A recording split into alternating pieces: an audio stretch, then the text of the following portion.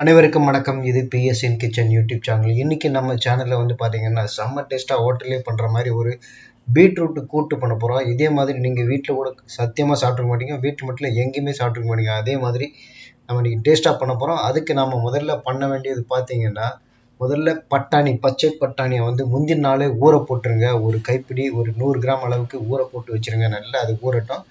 இப்போ வந்து ஒரு பாத்திரத்துல நம்ம வந்து அந்த பட்டாணி ஊற போட்ட பட்டாணியும் பாசிப்பருப்பு 1 டம்ளர், அதாவது ஒரு 100 கிராம் அளவுக்கு இதில் போட்டு வேக வச்சுருக்கோம்.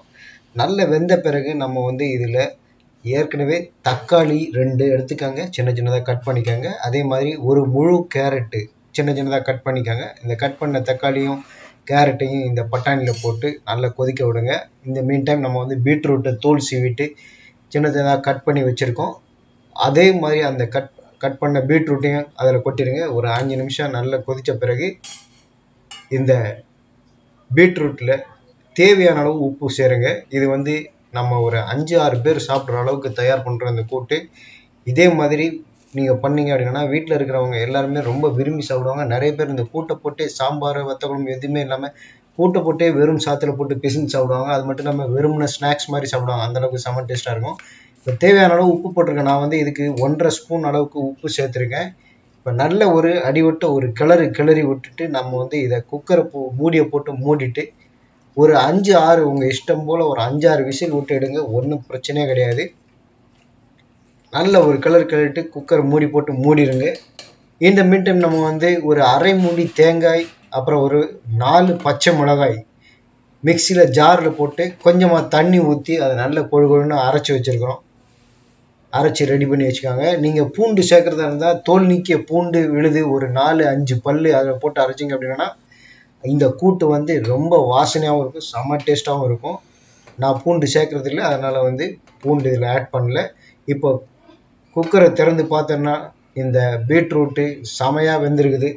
இதை நல்ல ஒரு ஒரு 4 கிளறி விட்டுருங்க ஃபுல்லாக. இந்த பார்த்தீங்கன்னா இந்த பருப்பு, பட்டாணி, பீட்ரூட்டு எல்லாமே வந்து இதில் நல்லா வெந்திருக்கும். கொஞ்சமாக தண்ணி ஊற்றி ஒரு 2 நிமிஷம் கொதிக்க விடுங்க.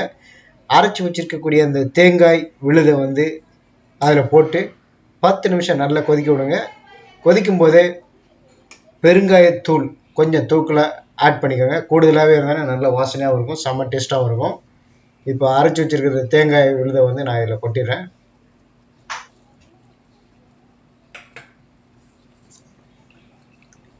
நல்லா கொதிக்க விடுங்க.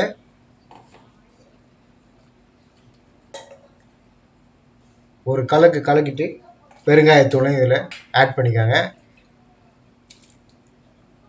ஒரு 10 நிமிஷம் கொதிச்சா போகிறோம். கடைசியாக இந்த கூட்டில் நாம் செய்ய வேண்டியது கடுகு, உளுத்தம்பருப்பு, கடலைப்பருப்பு சமையல் எண்ணெயில் போட்டு கருவேப்பிலையும் போட்டு நல்லா தாளித்து கொட்டிங்கன்னா இந்த கூட்டு சாப்பிட்றதுக்கு தயாராகிடும்.